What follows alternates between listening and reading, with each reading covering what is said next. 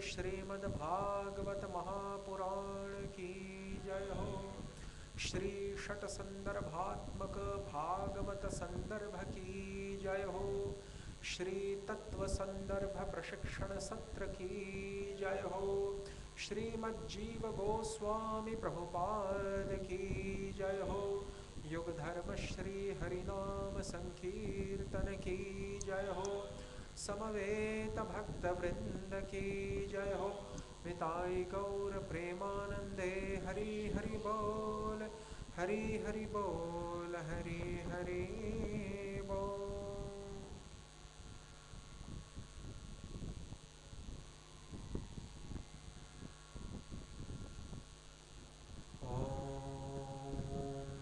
अज्ञानतिमिरान्धस्य ज्ञानाञ्जनशलाकया चक्षुरुन्मीलितं येन तस्मै श्रीगुरवे नमः।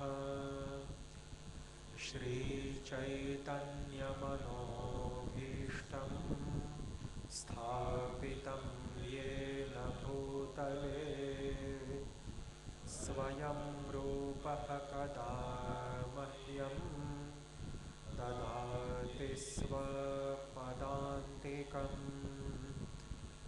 वन्देऽहं श्रीगुरोः श्रीयुतपदकमलं श्रीगुरोन् वैष्णवांश्च श्रीरूपं साग्रजातं सहगण रघुनाथान्वितं तं सजीवम् साद्वैतं सावधूतं परिजनसहितं कृष्णचैतन्यदेवम् श्रीराधाकृष्णपादान् सहगण रघुनाथ श्रीविशाखान्वितांश्च हे कृष्ण करुणा सिन्धो दीनबन्धो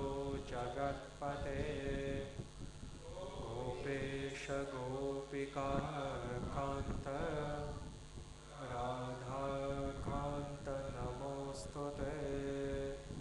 तप्तकाञ्चन गौराङ्गी राधे वृन्दावनेश्वरी वृषभानुसुते देवी प्रणमामि हरिप्रिये। वाञ्छाकल्पतरुभ्यश्च कृपा सिन्धुभ्य एव च पतितानां पावनेभ्यो वैष्णवेभ्यो नमो नमः। श्रीकृष्ण चैतन्य प्रभो नित्यानन्द श्री अद्वैत गदाधर श्रीवासादि गौरभक्तवृन्द। हरे कृष्णा कृष्णा कृष्णा हरे हरे हरे राम राम राम हरे हरे।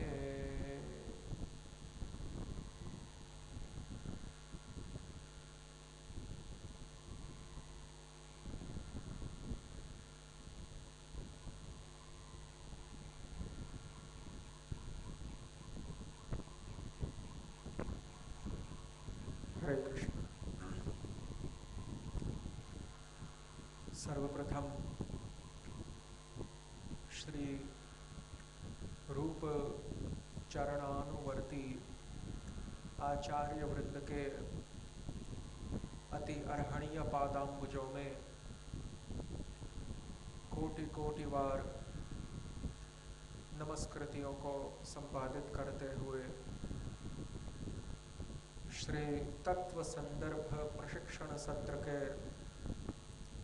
नवदशवें अथवा एकोनविंशति में 19वें दिवस का शुभारंभ किया जा रहा है।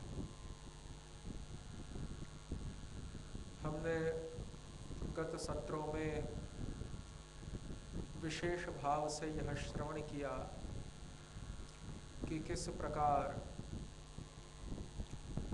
द्विषा कृष्णम शब्द के तथा कृष्ण वर्णम आदि विशेषणों के 4 प्रकार के अर्थों को श्री जीव गोस्वामी चरण ने प्रकाशित किया, जिनमें से अंतिम जो 2 अर्थ है, अंतिम जो अर्थद्वय है, वे तो वादी गणों के द्वारा सम्मत होने पर भी, प्रतिपक्षियों के द्वारा स्वीकृत होने पर भी उनके आशय का परिवर्तन करते हुए श्री जीव गोस्वामी पाद ने उन वादीगण सम्मत अर्थों को भी मान्य रखा। अब जो विशेष्य पद है सांगोपांगास्त्र पार्षद, उसका अर्थघटन श्री जीव गोस्वामी चरण कर रहे हैं।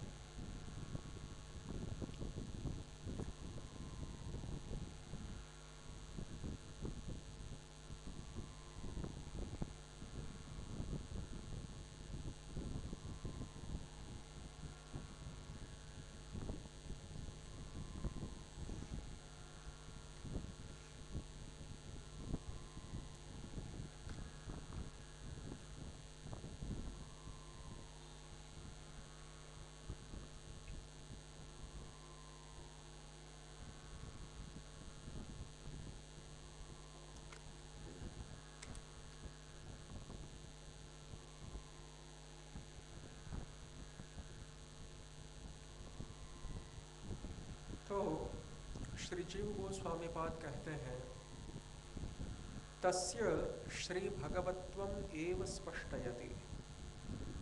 उन श्री चैतन्य देव की भगवत्ता को अब स्पष्ट कर रहे हैं। कौन स्पष्ट कर रहे हैं? श्री करभाजन योगींद्र गौर हरि की भगवत्ता को स्पष्ट कर रहे हैं। और स्पष्ट करते हुए क्या कहते हैं? कृष्ण वर्णम त्विषा कृष्णम सांगोपांगास्त्र पार्षदम यज्ञैः संकीर्तन प्रायैः यजन्ति सुमेधसः। स्पष्ट करते हुए कहते हैं कि सांगोपांगास्त्र पार्षद, वे कृष्ण चैतन्य देव कैसे हैं? तो जो अपने अंग, उपांग एवं पार्षदों से युक्त हैं, अंग उपांग पार्षद समवेत हैं, अंग उपांग पार्षद सहित जिनका प्रागट्य है, इनको सांगोपांगास्त्र पार्षदम कहेंगे। तो अब सांगोपांगास्त्र पार्षदम का पुनः स्पष्टीकरण श्री जीव गोस्वामी चरण करते हुए कहते हैं कि बहुभिर महानुभावैः असकृत एव तथा दृष्टः असौ इति गौड़ वारेंद्र बंग शुम्होत्कलादि देशीयानां महाप्रसिद्धि तथांगानि परम मनोहरत्वा।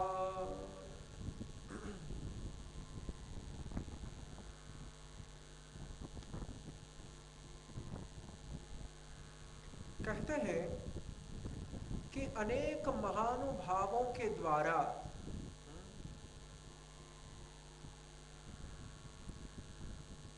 और वे महानुभाव कैसे हैं?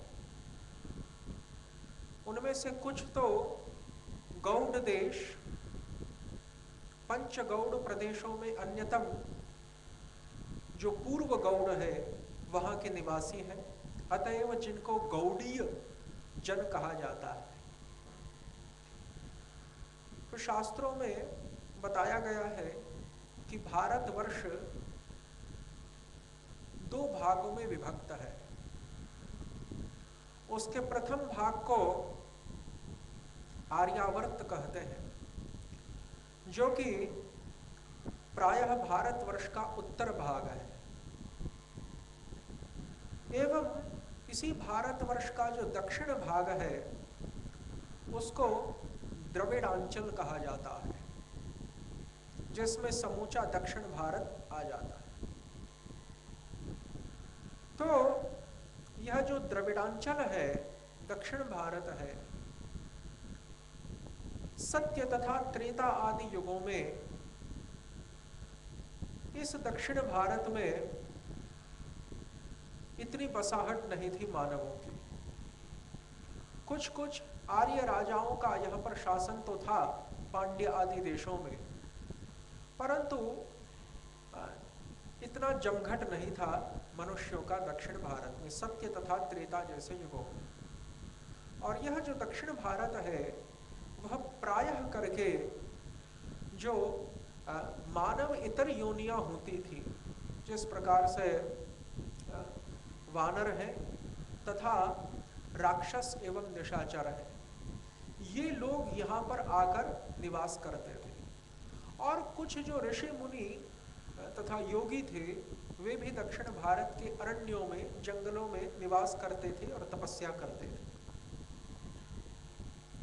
तो महामुनि अगस्त्य सर्वप्रथम ऐसे ऋषि हैं जिन्होंने भगवान शंकर के आदेश से दक्षिण भारत को सुव्यवस्थित बनाया, आर्यों के निवास के उपयुक्त बनाया, और जिन्होंने द्राविड़ीय भाषा का, जो तमिल भाषा है, उसका भी भगवान शंकर से ज्ञान प्राप्त करके आविष्कार किया।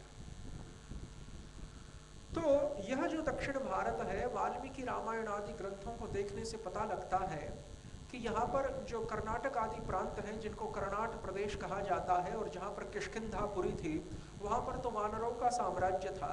और इधर दक्षिण महाराष्ट्र यानी जो पंचवटी वाला जो प्रदेश है, जिसको उस समय त्रेता युग में जनस्थान कहते थे अथवा दंडकारण्य कहते थे, यहाँ पर रावण के द्वारा प्रेषित खर दूषण तथा जो शूर्पणखा आदि जो राक्षस एवं अन्य निशाचर थे, उनका वहां पर डेरा जमा रहता था। तो प्रायः जो आर्य लोग थे वे उत्तर भारत में ही अधिक निवास करते थे। तो उत्तर भारत पंचगौड़ प्रदेशों में विभक्त है, और ठीक उसी प्रकार से जो दक्षिण भारत है वह भी पंच द्राविड़ प्रदेशों में विभक्त माना जाता है। तो एक मत के अनुसार जो आर्यावर्त अथवा विंध्याचल से लेकर हिमालय तक का जो उत्तर भारत है, उसमें सारस्वत का तात्पर्य यहाँ पर काश्मीर, कैकेय, गांधार, पंचनद, हिमाचल आदि प्रांतों से है, जिसमें कुरु जांगल भी आ जाता है। हरियाणा, पंजाब आदि, समस्त कश्मीर आदि, समस्त भूभाग, उत्तरांचल, हिमाचल आदि इसमें आ जाता है सारस्वत। तत्पश्चात कान्यकुब्ज, कान्यकुब्ज कहते हैं जो वर्तमान पश्चिमी उत्तर प्रदेश है, जो शूरसेन, माथुर आदि जो जनपद है, व्रज भूमि है, उस समस्त से युक्त और पूरा कन्नौज, ब्रह्मावर्त, बिठुर, कानपुर तक का जो प्रदेश है, उसको कान्यकुब्ज कहते हैं। ये पूरा गंगा यमुना वाला इलाका है, जिसको हिंदी भाषी, हिंदी स्पीकिंग बेल्ट कहा जाता है। तो ये कान्यकुब्ज का क्षेत्र है। इसके पश्चात आता है अंगदेश,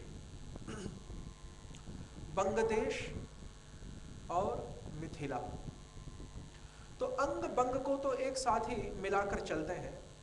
तो अंग का तात्पर्य है जो कुछ जो बिहार प्रांत का, वर्तमान बिहार प्रांत का कुछ जो कूच बिहार आदि जो जनपद है, तो उसको अंग प्रदेश माना, और पूरा जो पश्चिम बंग है उसको यहाँ पर बंग माना गया। तो अंग बंग ये भी गौड़ प्रदेश के अंतर्गत आते हैं। और मिथिला जो उत्तर बिहार से प्रारंभ करके दक्षिण पूर्वी नेपाल, पूरा जो जनकपुर और ये सीतामढ़ी वाला जो इलाका है, इसको मिथिलांचल कहते हैं और इसी को मिथिला कहा गया, जो माता सीता का भी जो निवास स्थान मातृभूमि रही है। और इसके पश्चात उत्कल, उत्कल का तात्पर्य वर्तमान झारखंड के कुछ प्रदेश और पूरा उड़ीसा जिसमें आ जाता है।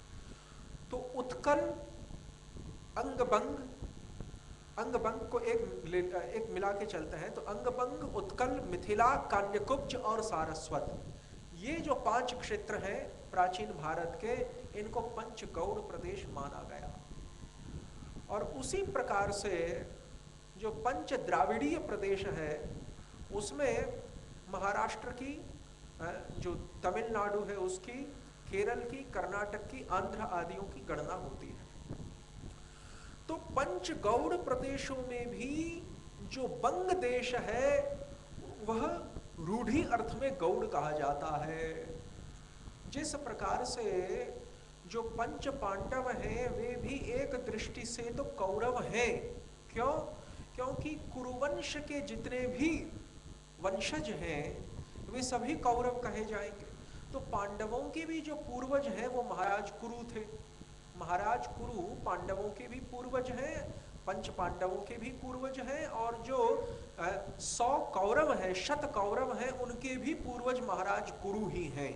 तो उस दृष्टि से, विस्तारित दृष्टि से तो पांडव भी कौरव हैं, लेकिन विशेष दृष्टि से पांडवों को कौरव नहीं माना गया। कौरव शब्द का रूढ़ी प्रयोग केवल धृतराष्ट्र और गांधारी के शतपुत्रों के लिए ही शास्त्र में, महाभारत आदि ग्रंथों में व्यवहृत हुआ। उसी प्रकार से पांचों ही जो गौड़ देश हैं, सारस्वत, कान्यकुब्ज, मिथिला, उत्कल और बंग, ये पांचों ही गौड़ माने गए, लेकिन विशेष दृष्टि से रूढ़ी अर्थ में केवल बंग देश ही गौड़ माना गया, साहित्यकारों की और इतिहासकारों की दृष्टि में। इसीलिए बंग देश को गौड़ मानकर जो बंग देश के निवासी हैं उनको गौड़ीय कहते हैं। और चूंकि महाप्रभु चैतन्य देव के द्वारा प्रवर्तित यह संप्रदाय सर्वप्रथम गौड़ देश की पावन धरती से ही प्रवर्तित हुआ, और इसके जो प्रवर्तक श्रीमन महाप्रभु और उनके परिकर थे वे भी अधिकांशतः गौड़ देश से संबंधित थे। इसीलिए इस संप्रदाय को गौड़ीय वैष्णव संप्रदाय इस आख्या से पहचाना गया। तो यहां पर जीव गोस्वामी पाद कहते हैं कि बहुभिर महानुभावैहि असकृत एव तथा दृष्टौ असौ इति गौड़ वारेन्द्र बंग शुभमोत्कलादि देशीयानां महाप्रसिद्धि तथांगानि परम मनोहरत्वात्। कहते हैं कि अनेक प्रकार के जो महानुभाव हैं, और जो महानुभाव या तो जिनमें से अधिकांशतः जो महानुभाव हैं वे गौड़ देश से यानी बंग देश से संबंध रखने वाले हैं। कुछ जो है गौड़ देश का जो वारेंद्र इलाका है उससे संबंध रखने वाले हैं, कुछ गौड़ देश का जो बंग इलाका है उससे संबंध रखने वाले हैं, और कुछ शुंभ आदि जो देश हैं आसपास के उससे संबंध रखने वाले हैं। तो ऐसे महानुभावों के द्वारा एक बार नहीं परंतु अनेक बार असकृत एवं श्री चैतन्य देव इस प्रकार से देखे गए हैं, इस प्रकार से दृष्ट हुए हैं। ये जो चैतन्य देव है, ये चैतन्य देव इस प्रकार से अनेक बार देखे गए हैं इन गौड़ वारेंद्र आदि देशों से संबंध रखने वाले अनेक महानुभावों के द्वारा। किस प्रकार से देखे गए हैं? अंग, उपांग, अस्त्र तथा पार्षद युक्त रूप में देखे गए हैं। और फिर कहते हैं कि उन चैतन्य देव के जो अंग हैं वे परम मनोहर है, और उपांगानी भूषणादीनी, कहते हैं कि इनके जो उपांग हैं, उनके जो अंग हैं वे परम मनोहर होने के कारण यहाँ पर अंग माने गए हैं। करपाद, मुख, उदर आदि जो अंग हैं गौर हरि के, वे परम मनोहर होने के कारण उनके अंग माने गए। और उनके उपांग कौन है? तो बताया कि उनके जितने भी आभूषण हैं, उनके सच्चिदानंद विग्रह पर धारण किए हुए जितने भी अलंकरण तथा आभूषण हैं, विशेषतया नवद्वीप लीला में उनके जो आभूषण हैं, वलय है, कनक वलय है, यानी कड़ा सुवर्ण का बना हुआ, कनक वलय है, अंगद है जो हस्त के ऊपर बाहु के ऊपर धारण किया जाता है, और इसी प्रकार से उनकी जो करधनी है, कटी के ऊपर धारण करने वाली जो करधनी है, करधनी है, अंगद है, बाजूबंद है, वलय है, इत्यादि जितने भी उनकी आभूषण है नवद्वीप की लीला में, जिस समय वो गृहस्थ के रूप में अभिनय लीला कर रहे थे, निमाई पंडित के रूप में, और तत्पश्चात संन्यास लीला में जिनके दंड कमंडलु और योगपट्ट आदि, पादुका, दंड कमंडलु, योगपट्ट, कुशासन आदि जिनके आभूषण हैं, जिनकी संन्यास लीला में, तो ये समस्त जिनके आभूषण महाप्रभाव स्वरूप होने के कारण उपांगानी भूषणादीनी महाप्रभाववत्वा, ये श्री चैतन्य देव के जो उपांग है, यानी उनके जो भूषण आदि हैं, नवद्वीप लीला में अलग प्रकार के आभूषण हैं, और यहाँ पर पुरी की जो लीला है, संन्यास लीला है, संन्यास वेश है, उसमें थोड़े अलग प्रकार के आभूषण हैं। तो इन दोनों ही प्रकार के आभूषणों को ही यहाँ पर उपांग माना गया। उपांग क्यों माना गया? क्योंकि ये महाप्रभावशाली है, ये आभूषण महाप्रभावशाली। तो एक उदाहरण आपको देते हैं। पुराणों में एक कथा आती है कि एक बार भगवान श्री हरि के द्वारा धारण किया गया उनका जो पुष्पहार था, भगवान श्री हरि के द्वारा धृत जो पुष्पमाला थी, उस पुष्पमाला की प्राप्ति ऋषियों के माध्यम से इंद्र को हुई, शक्र को हुई, और शक्र ने अपने पद के अहंकार में चूर होने के कारण अपना जो निज इंद्र पद है, इंद्र पद के गर्भ में फूले न समाने के कारण उसने उस हार को मदमत्त होते हुए अपना जो वाहन है निज हस्ती ऐरावत गजेंद्र, उस ऐरावत गजेंद्र के मस्तक पर वह माला डाल दी, ऐसे तिरस्कार पूर्वक उसको फेंका, निक्षिप्त किया। और ऐरावत गजेंद्र ने अपने मस्तक को डोलायमान करते हुए उस हार को अपने गंड स्थल से नीचे डालकर उसको रौंद डाला अपने पैरों तले, क्योंकि पशु है ना, भले ही स्वर्ग का हाथी है, इंद्र का वाहन है, लेकिन है तो पशु तो उसको रौंद डाला। तो उसके परिणाम स्वरूप इंद्रदेव स्वर्गीय ऐश्वर्य से च्युत हो गए। फिर तो वो दीर्घ कथा है, उसमें अनेक दूसरे भी निमित्त तथा माध्यम देखे गए, लेकिन वो स्वर्गीय ऐश्वर्य से च्युत होकर उनको चांडाल योनि भी प्राप्त हुई। तो ये होता है भगवान के आभूषणों का तथा उनके द्वारा धारण किया गया जो निर्माल्य आदि है, उन निर्माल्य आदियों का तिरस्कार करने का ये परिणाम है। तो व्यतिरेक न्याय से हम क्या सिद्ध करना चाहते हैं कि ये भगवान के जो आभूषण हैं वे महाप्रभावशाली हैं। इसीलिए चैतन्य देव के कनक वलय तथा दंड कमंडलु आदि जो आभूषण हैं उनके लिए महाप्रभाववत्वात् इन शब्दों का प्रयोग श्री जीव गोस्वामी चरण करते हैं। फिर कहते हैं कि तानी एव अस्त्राणि, तानी एव अस्त्राणि सर्वदा एकांतवासित्वात्। कहते हैं कि वे जो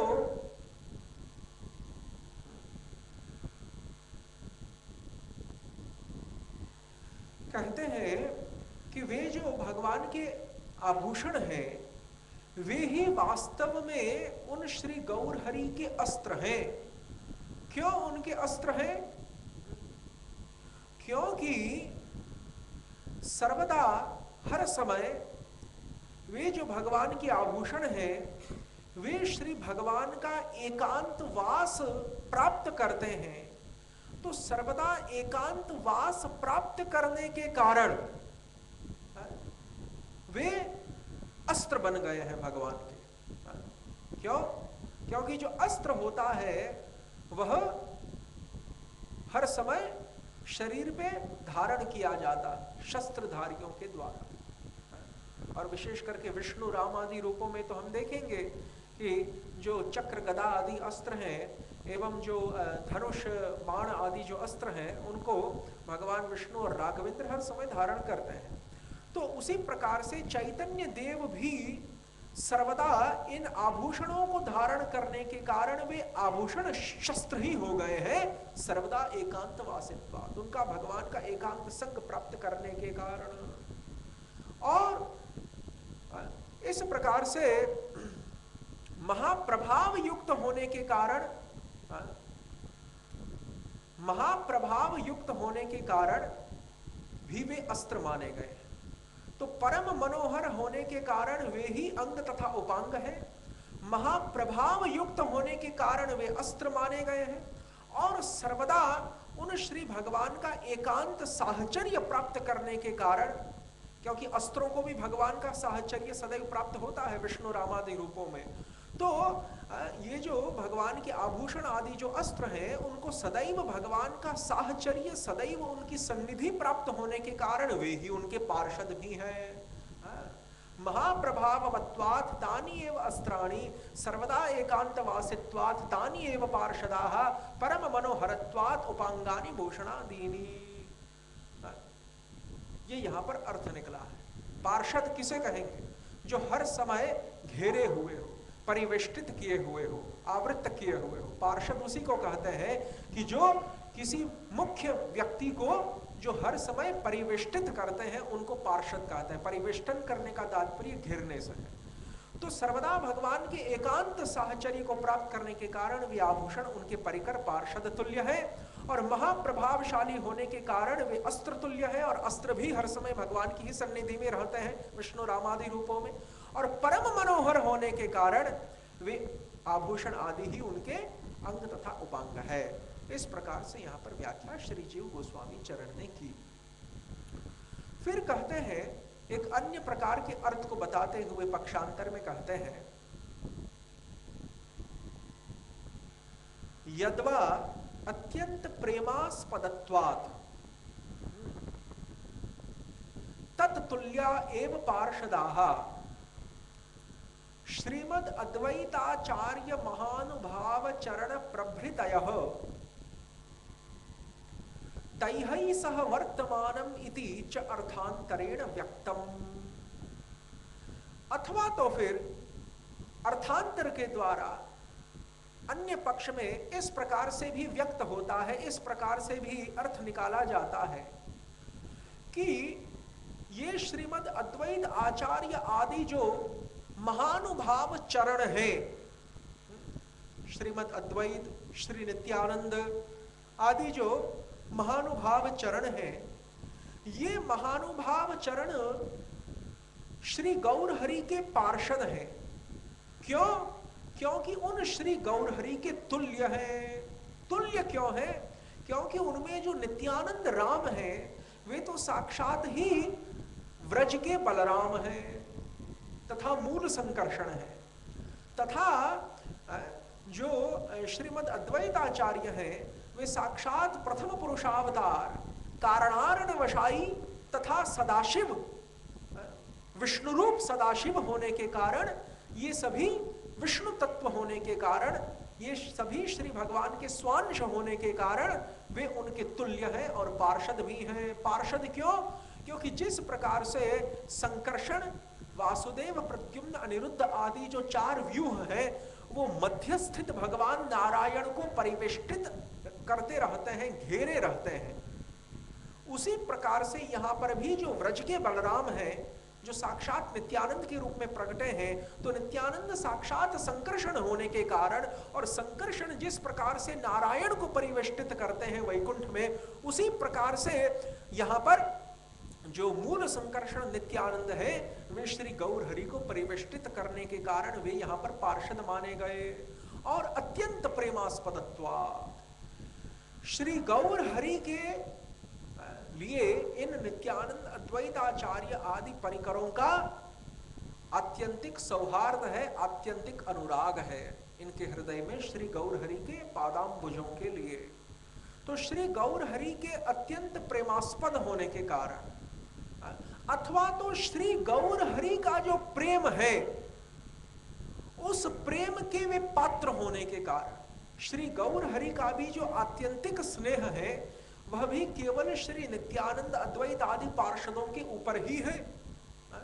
श्री नित्यानंद तो श्री गौर चंद्र के अभिन्न अंग माने गए हैं, तभी तो श्री नरोत्तम दास ठाकुर आदियों की जो प्रार्थना और प्रेम भक्ति चंद्रिका आदि जो उनके ग्रंथ है उनमें यह व्यक्त हुआ है कि हेन निताई बिना पाई, कि जो निताई है, जो साक्षात बलराम प्रभु हैं, उनके बिना चैतन्य देव की प्राप्ति कदापि नहीं हो सकती। और इस बात का समर्थन वृंदावन दास ठाकुर चैतन्य भागवत में तथा कृष्णदास कविराज गोस्वामी चैतन्य चरितामृत में अनेक बार किए हैं। नरोत्तम दास ठाकुर भी इसी बात का समर्थन किए हैं। उन्होंने कहा है कि हेन निताई बिना बिना नित्यानंद के चैतन्य चंद्र की प्राप्ति कोई नहीं कर सकता। तो श्री नित्यानंद प्रभु कितने प्रेमास्पद होंगे चैतन्य देव के लिए। चैतन्य देव का जो अनुराग है नित्यानंद के लिए वो कितना अधिक होगा।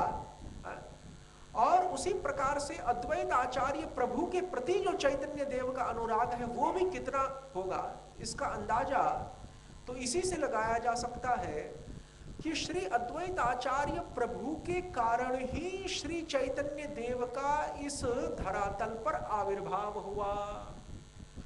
और उन्हीं श्री अद्वैताचार्य प्रभु के सांकेतिक आदेश के पश्चात ही श्री चैतन्य देव का इस धराधाम से तिरोधान भी हुआ है। और ये दोनों ही घटनाएं चैतन्य चरितामृत में अतीव स्पष्ट रूप से निरूपित की गई। आदि लीला में यह वर्णन प्राप्त होता है कि जलस्य तुलसी दल मात्रेण जलस्य चुलुकेन वा विक्रीणीते स्वमात्मानं भक्तेभ्यो भक्तवत्सलः। भक्तवत्सल जो भगवान केशव हैं वे अपने भक्तों के प्रति अपनी आत्मा को भी बेच डालते हैं। अपने भक्तों के लिए वे अपनी निज आत्मा को भी बेच देते हैं और उन भक्तों के आज्ञानुवर्ती किंकर बन जाते हैं, उनके कृतदास खरीदे हुए गुलाम बन जाते हैं, विक्रीणीते खरीदे हुए गुलाम बन जाते हैं। लेकिन कब? जब गंगाजल युक्त गंगाजल विमिश्र तुलसी दल मात्र से उनका आराधन किया जाए। एक चुल्लू गंगाजल और तुलसी दल मात्र से मंजरी युक्त जो तुलसी है, श्याम तुलसी है, उससे जब उन श्री हरि शालिग्राम रूपी उन श्री हरि का आराधन किया जाता है तो तुलसी दल मात्रेण जलस्य चुलुकेन वा विक्रीणीते स्वमात्मानं भक्तेभ्यो भक्तवत्सलः। गौतमीय तंत्र के इस श्लोक का स्मरण करते हुए अद्वैताचार्य प्रभु ने कलिहत जीवों के भाग्य का उज्जीवन करने के लिए, in order to rejuvenate the misfortune of the desperate living entities of Kali Yuga, Advaita Acharya Prabhu worshipped Shaligram Shila by Ganges water and a leaf of Tulsi plant. तो तुलसी दल तथा गंगाजल से उन्होंने शालिग्राम रूपी श्री हरि का आराधन किया और उन्हीं श्री अद्वैताचार्य रूपी महासिंह की गर्जना से, अद्वैत रूपी शार्दूल की गर्जना से हुंकार भरते थे कि हे श्री हरि आप कब आ रहे हैं इस धराधाम पर। तो उन्हीं श्री हरि की उन्हीं श्री अद्वैताचार्य प्रभु की गर्जना से श्री चैतन्य देव इस धराधाम पर अवतीर्ण हुए। तत्पश्चात जब अंत्य लीला का वर्णन करते हैं कविराज गोस्वामी तो बताते हैं कि अब लगभग 48वें वर्ष में श्री गौर हरि प्रवेश कर चुके हैं। प्रकट लीला का जो 48वां वर्ष है उसमें श्री गौर हरि की लीला प्रवेश कर चुकी है और प्रायः श्री गौर सुंदर गंभीरा गृह से बाहर नहीं निकलते और जो मादनाख्य महाभाव है तथा जो सुदीप्त सात्विक अधिरूढ़ भाव है उसी में हर समय सराबोर रहते हैं, अंतर्मुखी दशा को प्राप्त हो चुके हैं। इसी समय बंग देश से कुछ भक्त आते हैं और उनके द्वारा एक पत्र दिया जाता है श्री चैतन्य देव के हस्तार बिंदों में और श्री चैतन्य देव श्री अद्वैताचार्य प्रभु के द्वारा लिखित तथा प्रेषित उस पत्र को पढ़कर उस पत्र के आशय को समझ जाते हैं कि जिसकी आशय को अन्य कोई भी उपस्थित परिकर नहीं समझ पाए। उस पत्र में अद्वैताचार्य प्रभु ने लिखा था कि जब चावल को खरीदने वाले लोग ही न रहें, चावल को खरीदने वाले लोग ही न रहें, तब जो कुशल वणिक व्यापारी है, चावल की दुकान को चलाने वाला जो व्यापारी है, उसको अपनी दुकान को बंद करके घर पे जाकर बैठ जाना चाहिए।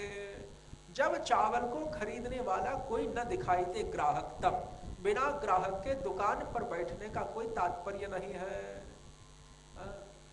तो इस संकेत को श्री चैतन्य देव इस पहेली के संकेत को समझ गए कि अब जो पंचम पुरुषार्थ रूपी जो प्रेम धन है उसको ग्रहण करने वाला, धारण करने वाला अब और कोई नहीं बचा है, इसीलिए अब हमें इह लीला का संवरण कर लेना चाहिए।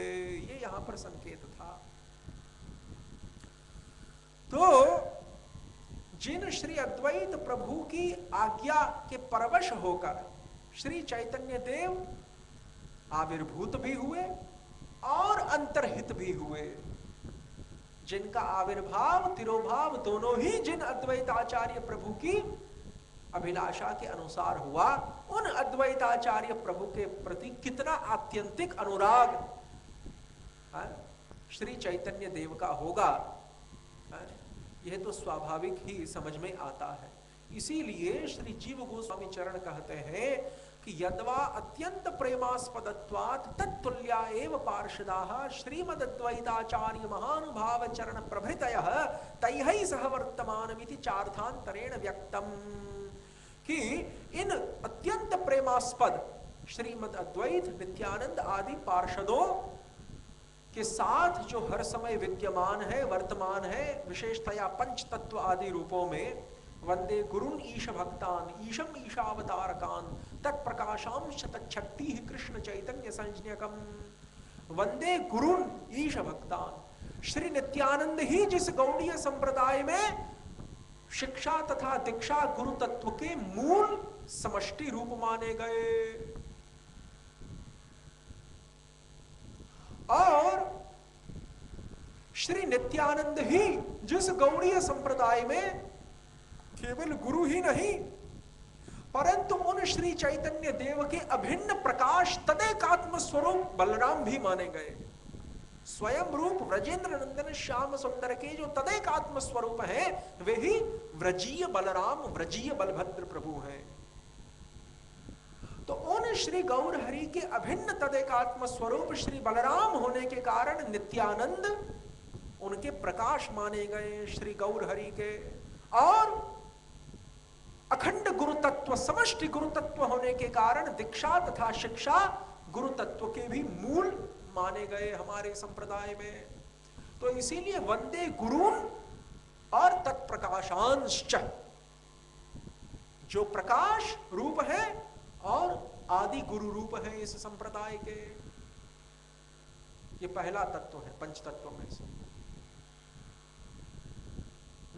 तभी तो कहा गया है ना कि पंच तत्वात्मकम कृष्णम भक्त रूप स्वरूपकम भक्तावतारम भक्ताख्यम नमामि भक्त शक्तिकम। पंचतत्वात्मकम कृष्णम भक्त रूप स्वरूपकम भक्तावतारम भक्ताख्यम नमामि भक्त शक्तिकम। तो भक्त शक्ति कौन है? भक्त कौन है? भक्त है साक्षात चैतन्य देव। वृषभानुजा की अंग कांति तथा भाव को लेकर प्रकट होने के कारण वे भक्त माने गए। तो चैतन्य देव भक्त है, लेकिन उन भक्त की यानी चैतन्य देव की जो शक्ति है वे है गदाधर पंडित गोस्वामी, जो साक्षात वृषभानुजा ही प्रकट हुई है जिनके रूप में। तो गदाधर पंडित गोस्वामी भक्त शक्ति है, चैतन्य देव की शक्ति है। भक्त के यानी चैतन्य देव के अवतार कौन है? चैतन्य देव के अवतार है साक्षात प्रथम पुरुषावतार महाविष्णु से अभिन्न होने के कारण अद्वैताचार्य प्रभु। भक्तावतारम भक्ताख्यम नमामि भक्त शक्तिकम। और भक्त स्वरूप कौन है? भक्त स्वरूप का तात्पर्य है जो वास्तव में ही भक्त है, जिनका स्वरूप ही भक्त होना है। तो पंच तत्व में से भक्त स्वरूप कौन है? साक्षात नारद मुनि के अभिन्न स्वरूप होने के कारण श्रीवास ठाकुर, श्रीवास पंडित। तो श्रीवास पंडित श्री चैतन्य देव की नित्य लीला के नित्य परिकर हैं और वे साक्षात नारद मुनि हैं। इसीलिए इस आधार पर भी यह सिद्ध होता है कि नारद मुनि नित्य सिद्ध परिकर है श्री कृष्ण लीला में, और श्रीवास पंडित नित्य सिद्ध परिकर है श्री गौर लीला। तो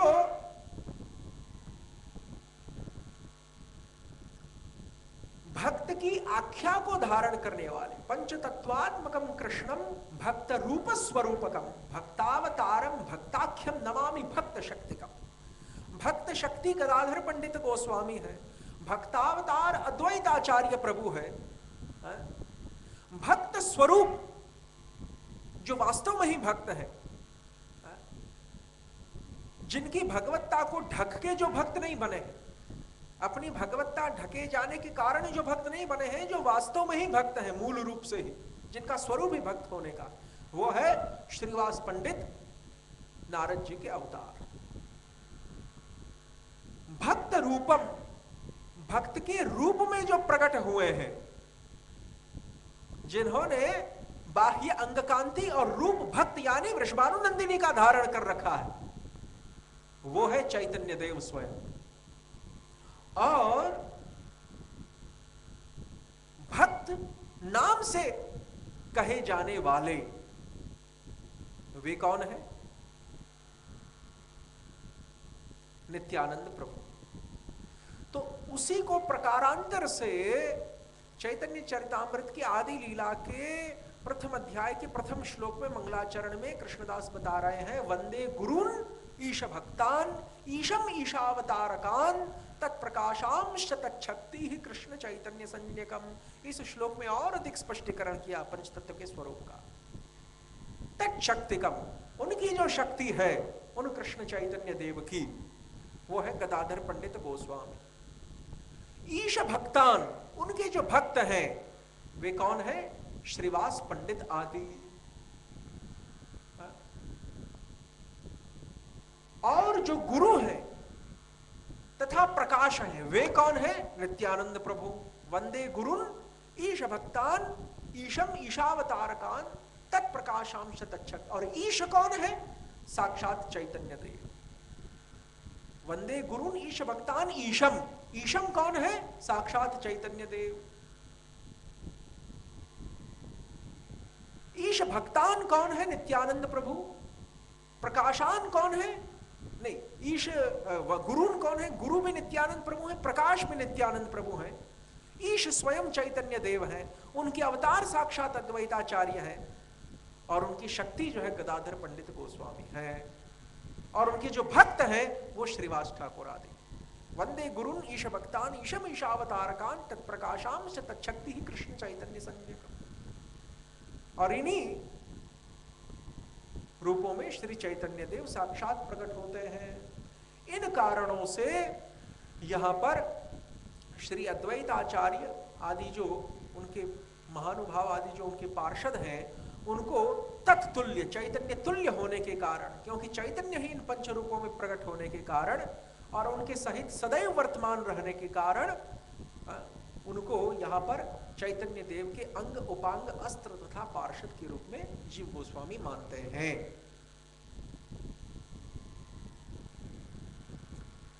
अब कहते हैं तम एवं भूतम कैर्यजंती, कि ऐसे जो चैतन्य देव हैं, एवं भूतम तम एवं,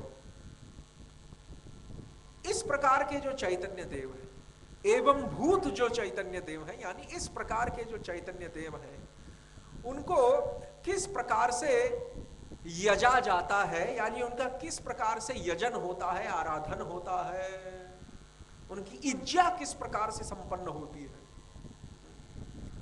तो उसका उत्तर देते हुए कहते हैं कि यज्ञै संकीर्तन प्रायै,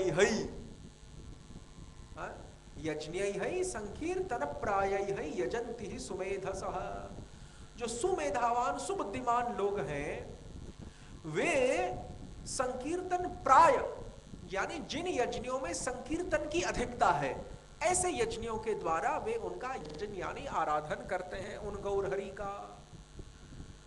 तो अब यज्ञै शब्द को स्पष्टीकृत कर रहे हैं। यज्ञै संकीर्तन प्रायै है, उसमें जो यज्ञै शब्द प्रयुक्त हुआ है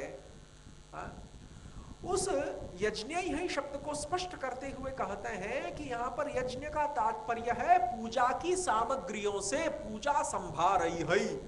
संभार शब्द का संस्कृत में अर्थ होता है सामग्री। तो पूजा की सामग्रियों के द्वारा, जिन पूजा की सामग्रियों में संकीर्तन की अधिकता है, संकीर्तन प्राय,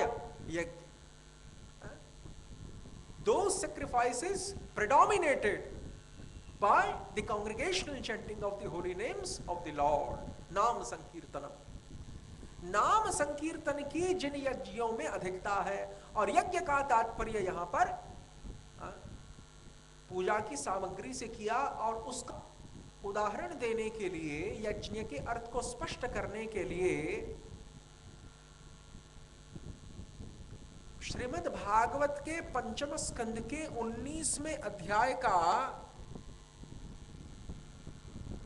24वां श्लोक जीव गोस्वामी उद्धृत करते हैं। उस 24वें श्लोक का केवल एक अंश उद्धृत करते हैं। क्या कहते हैं श्री जीव गोस्वामी चरण? कहते हैं कि यज्ञै है पूजा संभारै है न यत्र यज्ञेश मखा महोत्सवाः इत्युक्ते है। श्रीमद् भागवत के पंचम स्कंद के 19वें अध्याय के 24वें श्लोक में इस प्रकार का कथन प्राप्त होने के कारण, इस प्रकार की उक्ति होने के कारण, इत्युक्ते है, इस प्रकार की उक्ति होने के कारण हम यहां पर यज्ञ का अर्थ पूजा की सामग्रियों से, आराधन के उपकरणों से लेंगे। यज्ञ है पूजा संभार। तो न यत्र यज्ञेश मखा महोत्सवाः। अब उस श्लोक को हम देखते हैं, पूरे श्लोक को यहां पर देख लेते हैं।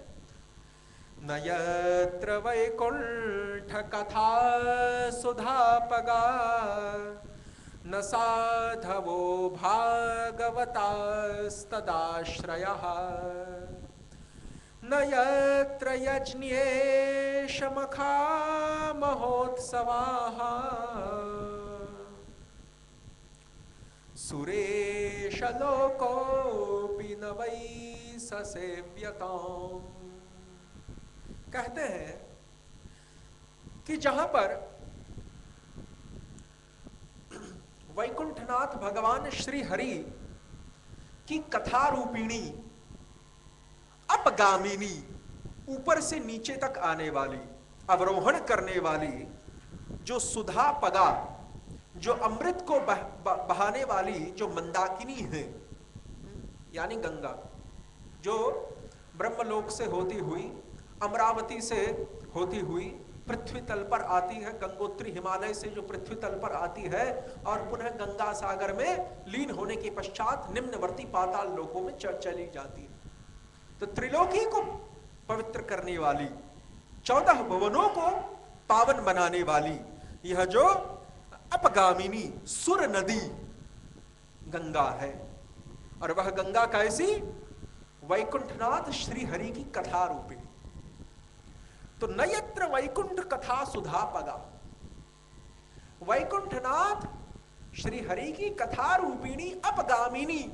अपगामिनी का चलिए वो जो भागीरथी गंगा है वो तो जो है वहां गोलोक वृंदावन से होकर फिर वहां वैकुंठ से बाहर निकलकर विरजा कारण समुद्र के रूप में परिवर्तित परिणत होकर तत्पश्चात उस कारण समुद्र के एक बूंद का, एक बिंदु का, एक अंश का ये जो हमारे ब्रह्मांड का जो विवर है, जो छोटा सा काना या छिद्र है, उस गर्त में अंदर अंतः प्रविष्ट होने के पश्चात फिर वह गंगा ब्रह्मा जी के सत्य लोकासीन उनके पद्मासन स्थित उनके कमंडलू में वह जल प्रविष्ट होता है। उसी कमंडलू के द्वारा तत्पश्चात वे पुनः जो भगवान त्रिविक्रम है, उपेंद्र है, वामन देव है, उनके पादार बिंदों का प्रक्षालन करते हैं। और फिर वह जो प्रक्षालित जल है, वह प्रक्षालित जल जो चरणामृत है, वही ब्रह्मलोक से निकलकर ब्रह्मा जी उसको मस्तक पर धारण करते हैं, शंकर भी उसको मस्तक पर धारण करते हैं, अमरावती स्वर्ग से होकर पुनः पृथ्वी पे आता है।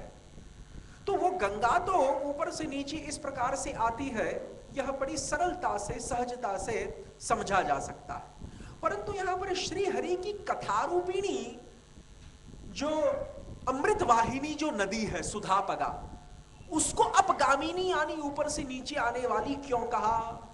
उसको अपगामिनी इस अर्थ में कहा कि श्री भगवान के जो नित्य सिद्ध परिकर हैं, उन नित्य सिद्ध परिकरों के माध्यम से ही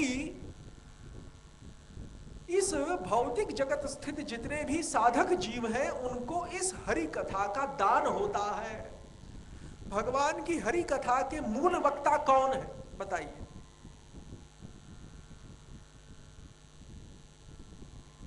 संकर्षण के अंश रूपी सहस्र फण युक्त भगवान अनंत शेष, वे ही हरि कथा के मूल वक्ता है। चैतन्य भागवत आदि लीला और भागवत का पंचम स्कंद दोनों ही द्रष्टव्य हैं। चैतन्य भागवत का आदि खंड प्रथम अध्याय और भागवत का 5वां स्कंद। तो अनंत शेष ही भगवान की हरि कथा के मूल वक्ता है। उन्हीं से वह कथा नारद सनकादियों को प्राप्त होती है, ब्रह्मा आदियों को प्राप्त होती है, और फिर भगवान के नित्य सिद्ध परिकरों के द्वारा वही कथा इस धराधाम में प्रकाशित होती है। इसीलिए भगवान वैकुंठनाथ की कथा को अपगामिनी, ऊपर से नीचे तक बहने वाली मंदाकिनी के समान माना गया। तो इस प्रकार की मंदाकिनी जहां पर प्रवाहित नहीं होती है, न यत्र वैकुंठ कथा सुधापगा न साधवो भागवतास्तदाश्रया, और जहां पर ऐसे साधु नहीं देखे जाते जो कि उस हरि कथा रूपिणी गंगा के तट का आश्रय लेकर समासीन है, अपना आसन जमाए हुए। हरि कथा रूपिणी गंगा के तट पर अपना आसन जमाए हुए हैं, डेरा डाले हुए हैं। ऐसे साधु भागवत जहां पर नहीं देखे जाते। यानी कैसे साधु भागवतों की चर्चा कर रहे हैं? जो प्रबंधन में बड़े निपुण हो? नहीं नहीं नहीं। जो दूसरे सभी कार्यों में बड़े निपुण हो? नहीं नहीं नहीं। जो हरि कथा को सुनने और सुनाने में निपुण हो, ऐसे साधु भागवतों की यहां पर बात हो रही है। न साधवो भागवतास्तदाश्रया, हरि कथा रूपिणी गंगा के तट का आश्रय लेकर जो बैठे हुए हैं, यानी हर समय जो अपने कान के दोनों के द्वारा, कर्णपुटों के द्वारा हर समय हरि कथा का गान कर रहे हैं और श्रवण कर रहे हैं। जीवा के द्वारा गान और कर्णपुटों के द्वारा हरि कथा का आस्वादन कर रहे हैं। श्रीमद् भागवतार्थानाम आस्वादो रसिकैः सह सजातीयाशये स्निग्धे साधु संगः स्वतो वरे। भक्ति रसामृत सिंधु में रूप गोस्वामी ने कहा, सजातीय स्निग्ध, अपने से श्रेष्ठ, अपने से वरेण्य और रसिकोत्तम साधुओं के संग में श्रीमद् भागवत के रसों का आस्वादन करना चाहिए। और भी कहा गया कि कर्णपुटे पिबंत्या, जो कर्णपुटों के द्वारा पान करते हैं, भागवत में कहा गया। तो कान के दोनों को भर के, यही यहां पर तात्पर्य है हरि कथा रूपिणी नदी के तट का आश्रय लेने से। और ऐसे साधु जहां पर नहीं देखे जाते। नयत्र यज्ञेश मखा महोत्सवाः,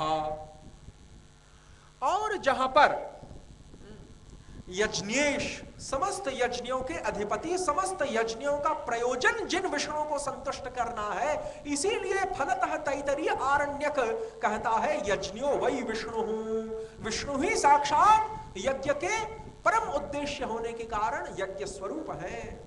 तभी तो कहा गया ना कि वासुदेव परा वेदा, वासुदेव परा मखः, वासुदेव परम ज्ञानम, वासुदेव परम तपः, कि वासुदेव परा वेदा। श्रीमद् भागवत कहता है कि समस्त वेद आदि शास्त्र वासुदेव परायण है, वासुदेव का ही गुणगान करने में लगे हुए हैं। वही बात हरिवंश पुराण में महाभारत के खिल भाग में कही गई व्यास के द्वारा। वेदे रामायणे चैव पुराणे भारते तथा आदावन्ते च मध्ये च हरिः सर्वत्र गीयते, हरिः समस्त शास्त्रों में प्रकीर्तित हुए। और वही बात गीता में भगवान कह रहे हैं 15वें अध्याय में पुरुषोत्तम योग में कि वेदैश्च सर्वैरहमेव वेद्यम वेदांत कृद्वेद वेदैव चाहम, समस्त वेदादि शास्त्रों के द्वारा एकमात्र मैं ही प्रतिपाद्य वेद्य हूं। वही बात भागवत के दूसरे श्लोक में वेद्यम वास्तवम अत्र वस्तु शिवदम, श्री हरि रूपी जो वास्तव वस्तु है वह यहां इस भागवत में वेद्य है, जानी जाती है। तो इस प्रकार का वासुदेव परावेद, वेद पुराणादि शास्त्रों के द्वारा जो जाने जाते हैं, वेद आदि शास्त्र जिनका वर्णन करने के निमित्त प्रवर्तित हुए हैं, जिनके परायण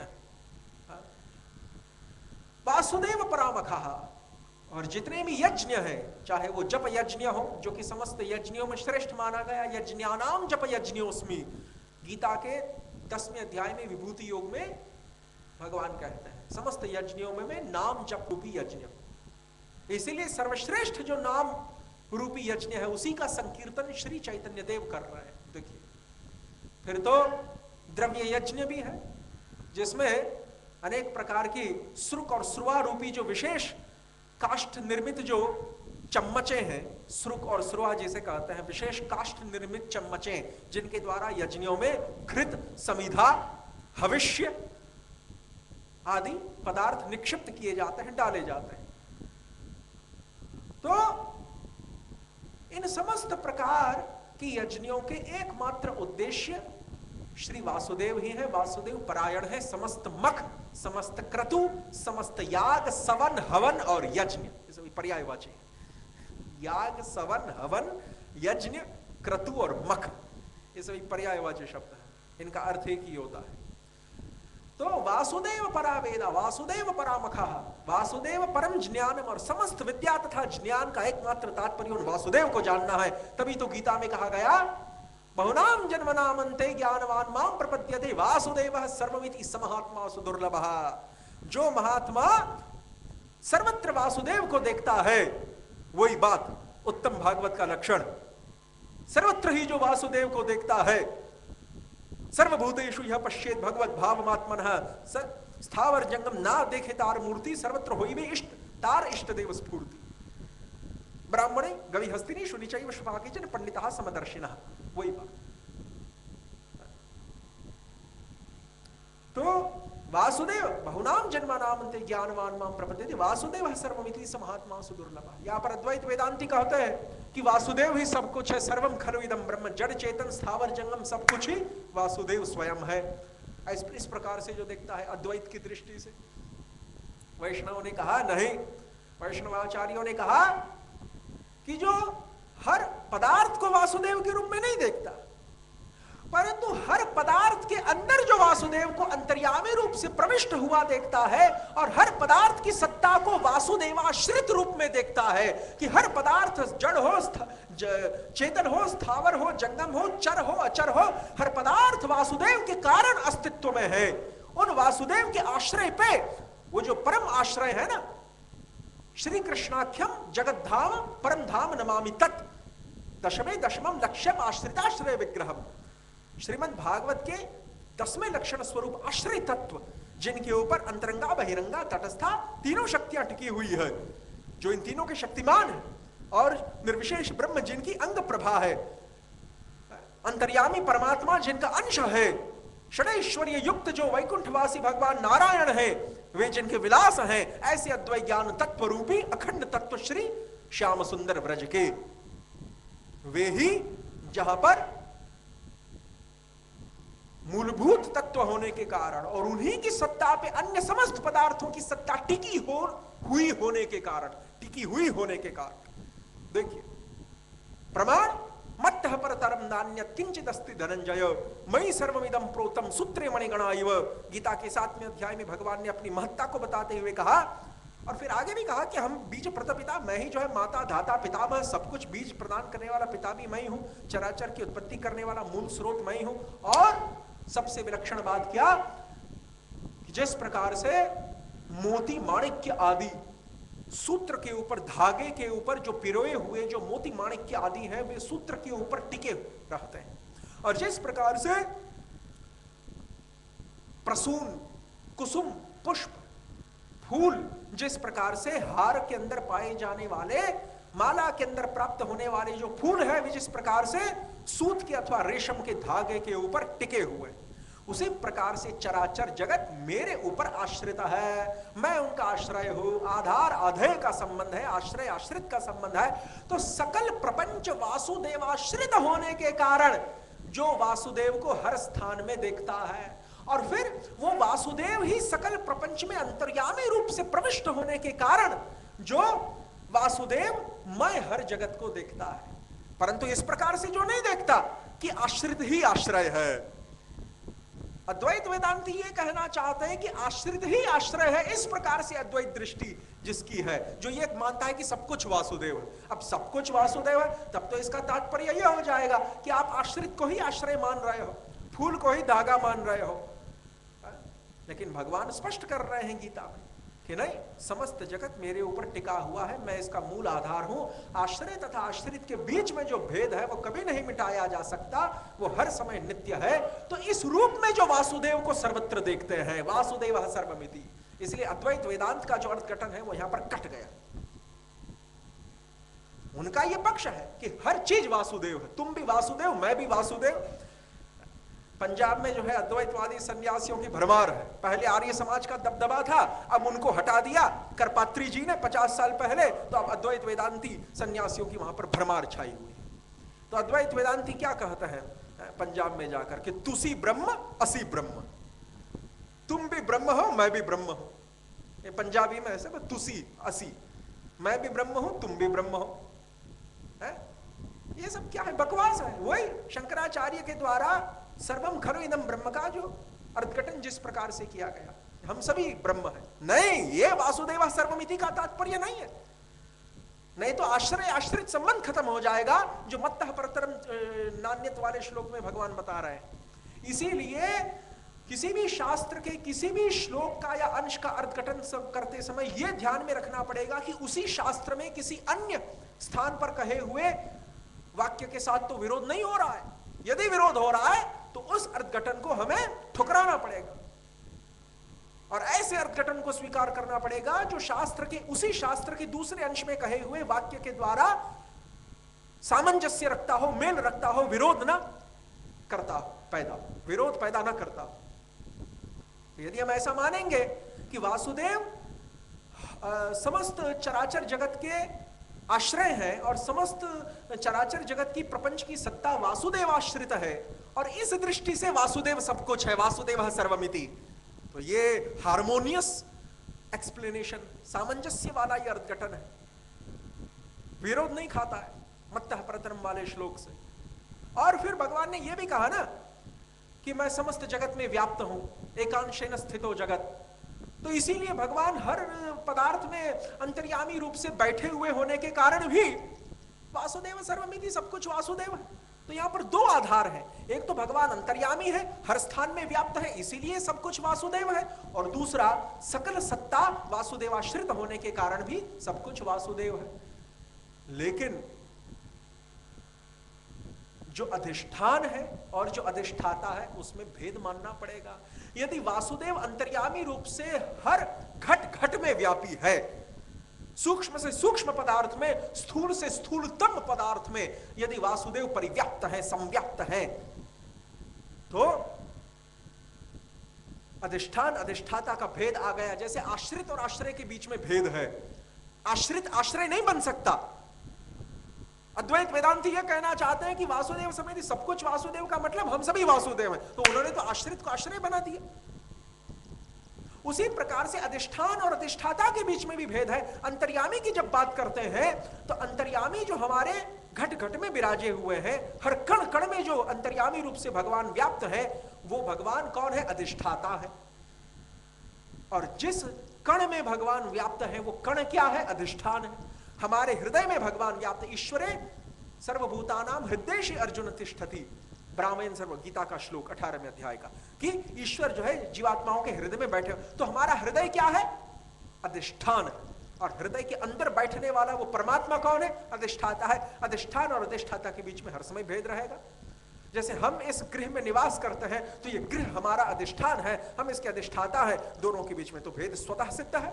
इसीलिए अधिष्ठान अधिष्ठाता संबंध होने के कारण वासुदेव सर्वमिति है, और आश्रय आश्रित संबंध होने के कारण वासुदेव सर्वमिति है। और यदि आश्रित पदार्थ आश्रय पदार्थ नहीं बन सकता, और यदि अधिष्ठान पदार्थ अधिष्ठाता नहीं बन सकता, तो यहां पर सब कुछ वासुदेव होते हुए भी द्वैत भेद सिद्ध होता है। शंकराचार्य का अभेद अद्वैत खंडित होता है। कट गई बात मायावादियों की।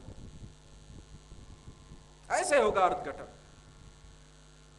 केवल सरस्वती, पुरी, भारती, तीर्थ आदि 10 उपाधियों को धारण करने से नहीं होगा अर्थघटन, ऐसे होगा।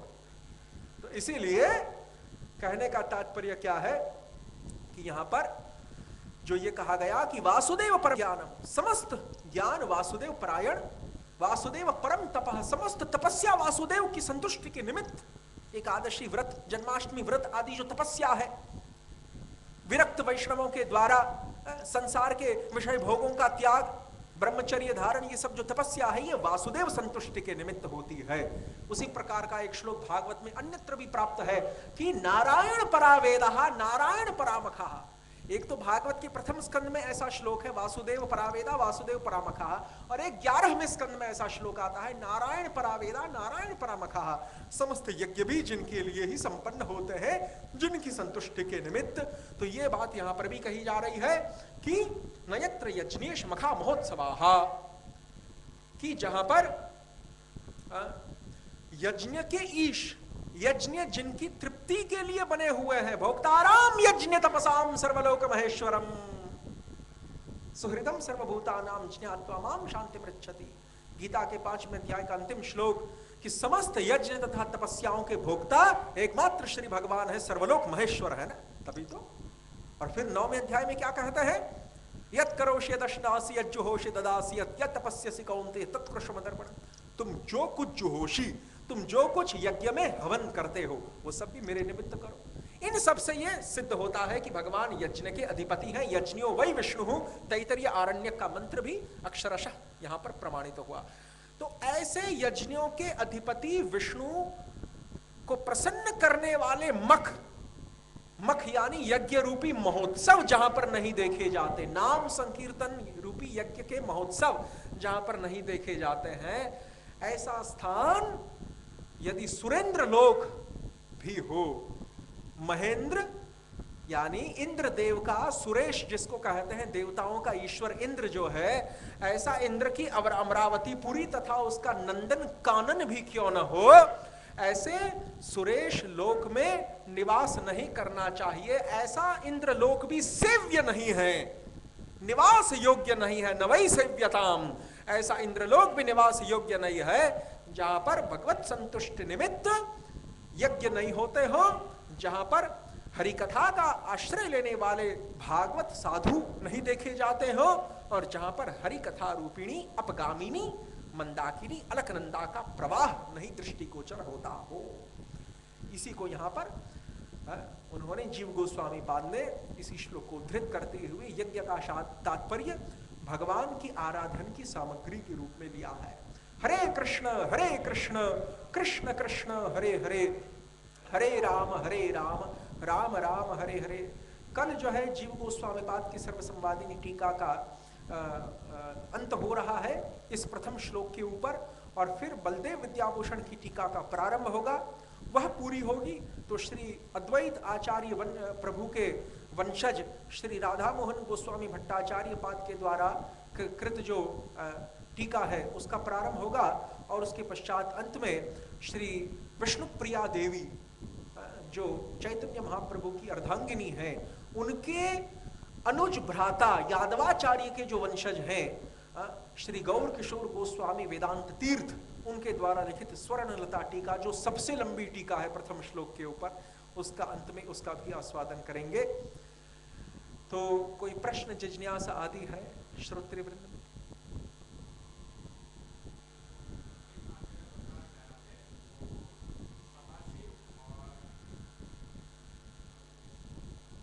अद्वैत आचार्य को महाविष्णु और सदाशिव दो रूपों में,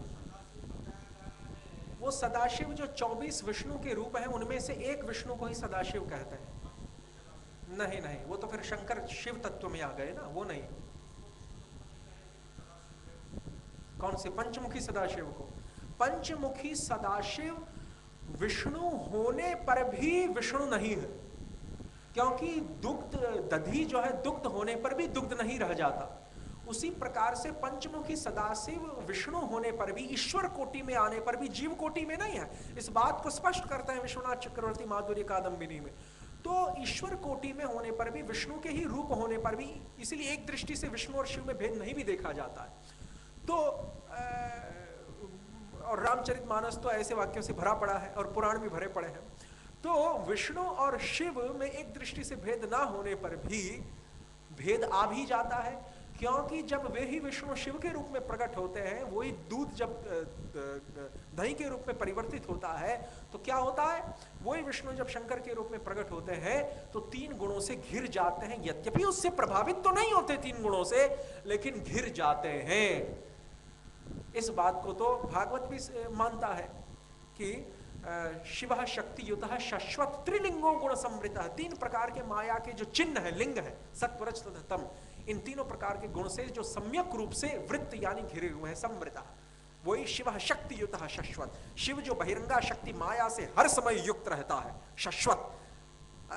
त्रिलिंगो गुण समृता, सिंह वाहिनी दुर्गा ही जिसकी प्रेयसी है, भारिया है, ऐसी बहिरंगा शक्ति माया की अधिष्ठात्री सिंह वाहिनी दुर्गा के साथ जो इस दुर्ग रूपी किले में, जेल में समस्त बद्ध जीवों को प्रताड़ित कर रही है अपने त्रिशूलों के द्वारा।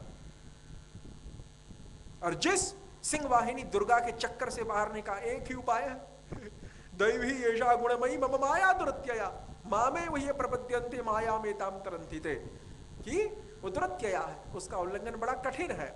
उसको तो श्री हरि के शरणागत होने पर ही पार पाया जा सकता है।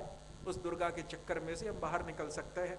तो इसीलिए वही दुर्गा जिनकी भार्या है, हर समय जो बहिरंगा शक्ति माया के साथ संग रखते हैं, उसकी सन्निधि में रहते हैं, और जो उसके तीन गुणों से ऊपर ऊपर से घिरे हुए हैं।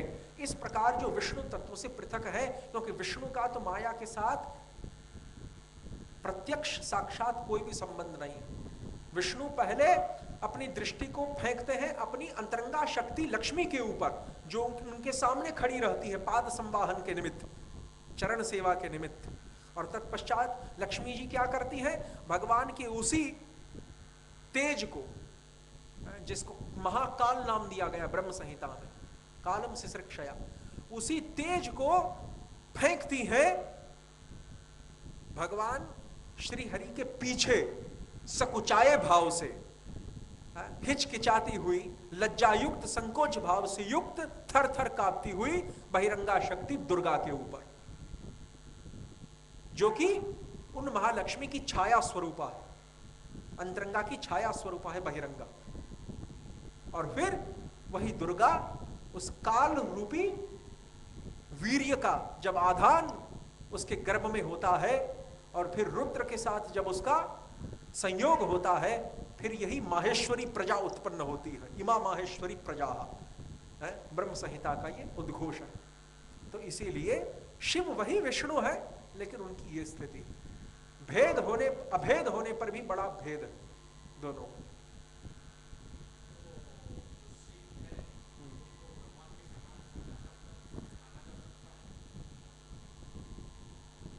तात्विक दृष्टि से भी नहीं और आराधना की दृष्टि से भी नहीं।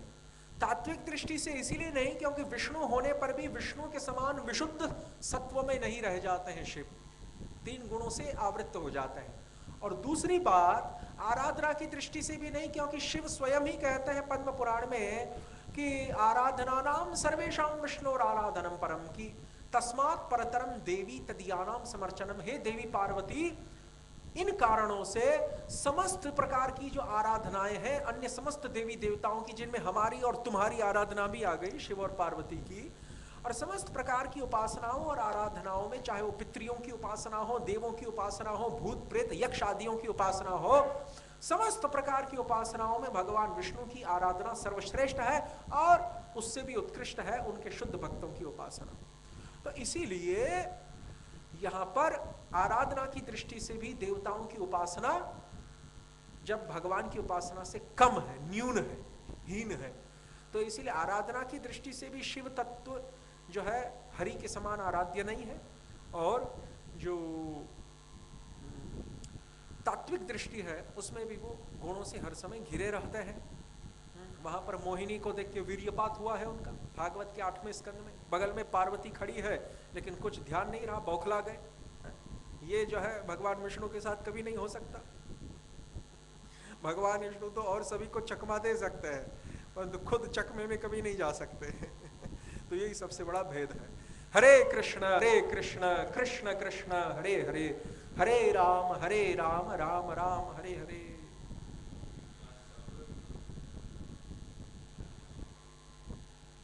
चालू रखते हैं, चालू रखते हैं।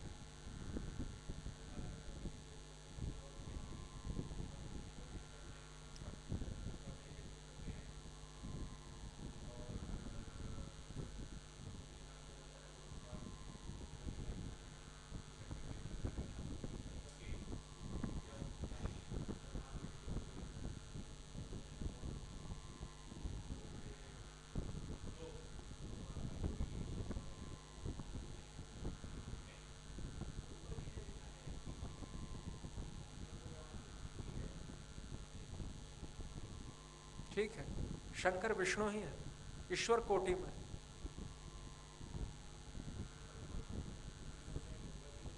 विष्णु है लेकिन फिर भी ये दो जो कारण है, एक तो 3 गुणों से घिरा जाना और दूसरा हरि के समान उनकी आराध्यता नहीं है। वो स्वयं ही कहते हैं कि समस्त देवताओं की आराधना में श्री हरि की आराधना ही परम है। तो इन दोनों कारणों से वो शंकर विष्णु कोटि में आने पर भी, ईश्वर कोटि में आने पर भी पूर्णतया जो है विष्णु के समान वो नहीं है। जैसे इसलिए ब्रह्म संहिता में वो उदाहरण भी दिया है दही और दूध का। जो दही है वो दूध भी है एक दृष्टि से, क्योंकि दूध ही उसका उपादान है, दूध से ही वो दही बना है, लेकिन फिर भी जो है वो एक नया पदार्थ बन चुका है अब। तब यहाँ पे कोई ये भी प्रश्न कर सकता है कि ये तो जो है वैसी बात हो गई परब्रह्म में विकार उत्पन्न हो जाने वाली, क्योंकि दूध में विकार उत्पन्न होता है तभी वो दही बनता है। तो ये तो ऐसी बात हो गई जैसे परब्रह्म में विकार स्वीकार करना, और परब्रह्म में कोई विकार नहीं होता ऐसा शास्त्र कहते हैं, वेद उपनिषद आदि। तो लेकिन इसको इस प्रकार से समझाया गया है कि शंकर का जो स्वरूप है वो विकृत नहीं होता, वो विष्णु की भांति विशुद्ध सत्वमय ही रहता है, लेकिन बाहर बाहर से वो 3 गुणों के द्वारा घिरे रहते हैं। इसीलिए उस दृष्टि में से भी जो परब्रह्म है विष्णु है वो अविकृत ही रहती है, शंकर के रूप में भी अविकृत रहते हैं। लेकिन फिर भी ये जो दही दूध का जो एग्जाम्पल है वो इसी मोटी मोटी बात को समझाने के लिए दिया है कि कम से कम बाहरी दृष्टि से तो वो 3 गुणों से घिरे हुए हैं और ऐसे प्रतीत होता है, इसलिए इनकी आराध्यता पूर्णतया हरि के समान नहीं है। ये जो है ये इस प्रकार से समझाने के लिए ऐसा उदाहरण दिया है, और विश्वनाथ जी भी माधुरी कादंबिनी में ऐसा ही कहते हैं। अच्छा है ये स्पष्टीकरण। हरे कृष्ण, हरि बोल।